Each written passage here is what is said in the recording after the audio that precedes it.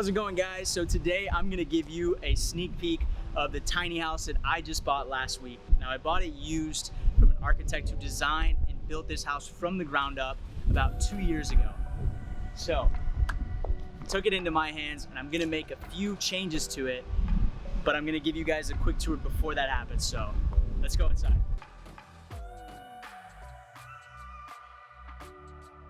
So this is a 20-foot tiny house on wheels. It's 8.5 feet wide by 20 feet with a bit of a bump out on the front of the tongue. Like I said, I bought this house used from an architect in Kansas who designed and built this house from the ground up with her father. Her father's a certified plumber and a certified electrician. They built this thing to code, so I was quite comfortable purchasing the home because they had basically documented the entire process from start to finish, from purchasing the brand new trailer, from purchasing lumber and all the other materials for the home, put this thing together, and they documented the whole process through pictures and even gave me a binder with all the receipts that they had from the entire build process.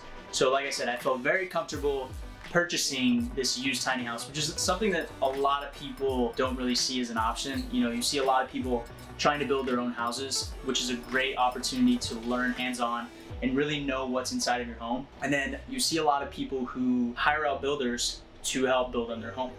They're both great options, but this third option is something that you don't see a lot of people doing, which is buying a home from somebody who already built it and lived in it for a while, kind of learn the ins and outs of what worked, what didn't work. And the best part about it is you can get the house at a bit of a discount than what you would pay for basically a brand new house. But for now, I'm gonna give you a quick tour of this tiny space. So let's get going. So this kitchen is a little bit shorter than your traditional kitchen depth. It's about 2 feet deep. So what that does is it gives you a lot more space to walk in between. So right here we have a single burner propane cooktop. We have stainless steel countertop, very simple, plywood birch cabinets. You can see there's tons of storage here. I probably won't even need half of this for the kitchen because I honestly don't have a lot of kitchen utensils, kitchenware, plates, things like that. And then we have a stainless steel sink, super deep. I have to say this is about 1 foot deep. And then on this side over here, we have a small, I believe this is like a 7 cubic feet apartment size fridge. Perfect size, honestly, for a single person. If that, even 2 people could probably have enough space to fit drinks, meals, any essentials. And then we have a bit more storage space over here. So right now I just have a broom in here. And then another cabinet for storage down here. On this side, so the previous owner, like I said, the person who designed this house, they put in this space for a closet. So they use this to hang clothes up here. But I see this as a perfect space to install a washer and dryer later on. So I don't have a washer and dryer right here currently. There are no hookups, but that is something that I'm looking into installing later on. But I am gonna be using a washer and dryer and the family property, which is where this tiny house is currently parked. That's pretty much it. Like I said, it's a very basic kitchen, but it has all the essentials. I have a place to cook, a place to prep, a place to clean, tons of storage, and the fridge. And then this way, we have a sliding door that takes you into the bathroom. The only thing it's missing is a sink. As you can see, we have the panel here for the electricity, but there's no sink. So the previous owner used the kitchen sink for washing hands and for any kitchen stuff. So I'm okay with that compromise, given that it's literally the same distance as the sink would have been anyways. So on this side of the bathroom, we have a composting toilet. So if you're unaware with how those work, it's basically a urine diverting composting toilet. So what that means is you basically urinate in the front side of the toilet and you do number 2 in the back side. The solid compartment is basically just a wastebasket with some of these compost bags. So depending on how much you do, you'll basically clean that out either once a week, once every 2 weeks. And you'll want to clean it out at least when it gets, or at most when it gets halfway to 3/4 full. You don't want that thing all the way to the top. So the biggest thing about these composting toilets, two reasons why I think they're great in tiny houses. First and foremost, you do not have to deal with black water. So black water is basically when the solids mix with liquids. And what that means is you basically have to then connect to a septic tank or to city black water services. So by having a composting toilet, that gives you a lot more flexibility in where you put your tiny house. So for example, right now, we're basically just hooked up to city water, hooked up to city electricity, so we're on the grid, and we don't have to deal with any black water. So we have a gray water tank that we're basically filling up, and we're trying to minimize the water usage so we don't have to dump that out as often. But the composting toilet really saves you from having to deal with black water. And so the urine gets diverted through the gray water pipes into that same tank, and it's sterile, so you can basically dispose of that a lot easier than you can with black water. So we have a little bit of built-in storage above the bathroom for towels, cleaning products, whatever. And again, we have a bit of built-in storage in the walls as well. And then one of my favorite parts of the house is actually the shower. So what the previous owner did that I thought was really cool is they built this shower all the way to the ceiling of the home, and we have a skylight up there. So this is about 10 to 10.5 foot shower. So it really doesn't feel confined in here at all. So this is a 3 by 3 foot shower. So it is relatively small, as you can see. I mean, you definitely can't fit 2 people in here. So the fact that the skylight's in here really brings in tons of natural light and makes it feel less constricted, less confined in this little space. So we have this exposed copper shower head, as you can see right here. So it has your hot and cold lines, a main switch that brings water in. So the cool thing about this is you can actually set your ideal temperatures beforehand, and then you don't have to touch those. Just turn the water on and off, and the propane water heater upstairs is going to heat the water up to your ideal temperature every single time. So let's move on to the other side of the house, the living room. On this side of the house, which is right next to the entrance as well, we have the living room. So the living room is basically just a built-in L-shaped sectional couch, if you will. So there's tons of storage underneath. These drawers go all the way to the end of the home. Gives you tons of extra space for clothes, other personal items. And then we have these custom-made cushions. And the cool thing about this is it actually pulls out. Not as easily as it should, but it does, I promise. So you can pull this out a little bit, turns into almost a twin-size bed. So, you know, an extra guest could sleep here, have a friend crash over. And then over here we have some built-in storage again as well. So another great place to store your personal items. A nice bookshelf. I'm using it as a bookshelf right now. I started moving in my stuff. And then another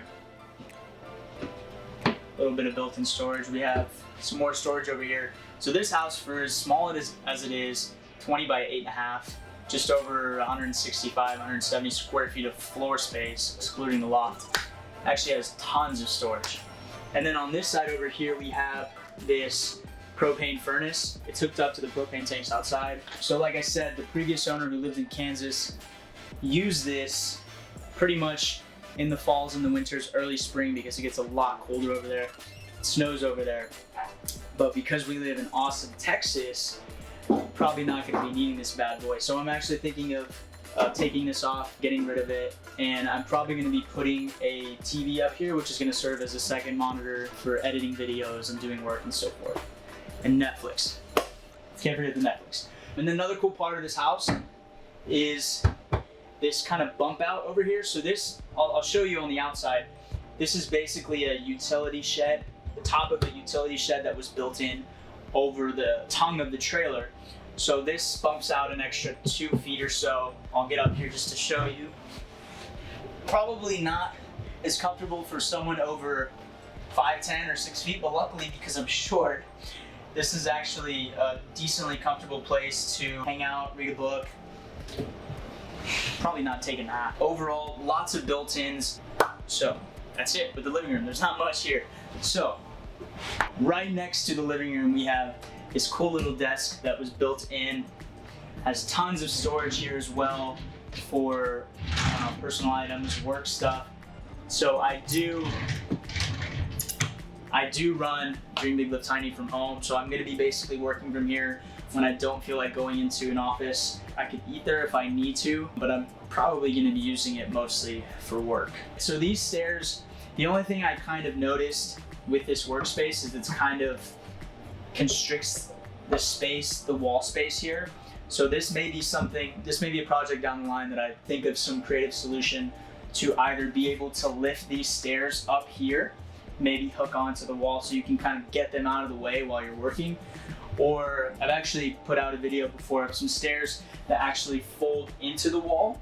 So I'll look into something creative that I can do with this to give me a bit more workspace here at this level. It kind of gets in the way a bit. After that, the only thing that's left is the loft. So, like I said, these stairs are built into the desk. It brings you up to the loft. So right now I have my full-size bed up here, but it does fit up to a queen-size bed. But I do want to try to build in some sort of divider here just to kind of break up the space. It won't be a full wall partition. Gives you a bit more privacy and perhaps a gate in here, so no one's falling off the loft or anything. And the only other thing here are the utilities in the back over here. We have a 40-gallon freshwater tank that you can gravity feed. So if you're not anywhere near city water, you could actually use the pump to pump in water and store it in the 40-liter tank if you're going off grid or you're gonna be somewhere where there's not access to city water. And there's also the propane water heater. So it's a tankless water heater, basically gives you an endless supply of hot water as long as you're connected to power and you're connected to propane. So that's one thing I actually really like about this house, is there's not a lot of electricity requirements or electricity draw from the appliances. We have the fridge, we have the small AC unit, the lights, and pretty much just anything that's plugged in. Everything else, the propane furnace, the propane cooktop, and the propane water heater, all run on propane. So that means maybe one day I can actually install solar power in here and it won't be a big deal.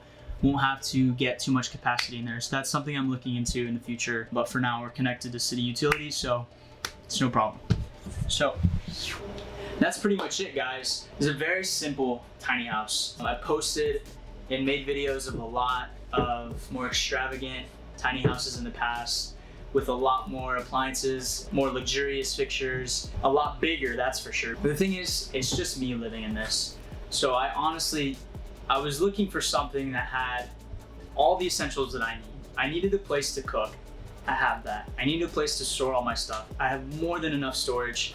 I needed a place to use a restroom to shower, and I need a nice place to basically enjoy myself a little bit, watch TV or stream a movie or whatever. So in the living space, I have my sleeping space upstairs, and I needed some sort of dedicated desk space to do some work. It really is exactly and nothing more than I need. So for me, that's why I'm really excited to show you guys the opportunity that there is out there to purchasing a used tiny house versus either building one from the ground up yourself. You know, whether or not you have the experience to do that, or hiring a builder out to build you a tiny house. Because even though that's a great option, for this same exact house, you're looking at spending at least 1.5 times more than what I did. So for those of you that want to know, and some of you may not care at all, but I spent $32,500 on this tiny house. That's what I paid for it. And I'm fairly certain, just based on the quality of materials that are used, the appliances and everything, the work that went into it, what they spent on the materials, the labor, the time, is very close to that figure, if not even more. I'm happy with my decision, and I'm excited to share more about why I think more people should consider it. But in the meantime, that's the tiny house. And like I said, I may be making some changes later on as time goes by and I see what works and what doesn't work for me. The quickest thing right now that I'm thinking of doing is painting the exterior. So you guys saw it's kind of like a sand color. I want a little bit more color in the house. So I'm thinking of painting the outside like a blue-gray color, or just a matte black. Just keep it very simple. And the inside, I'm considering painting it white walls, but I'm definitely gonna be bringing some bright accents into it. Hope you guys like it, and I'm definitely gonna be shooting a lot more videos in here once I'm fully moved in and kind of acquainted with everything, and I'll show you what life is like in a 20-foot tiny house. So thanks guys, appreciate it. Much love, and I'll see you guys in the next one.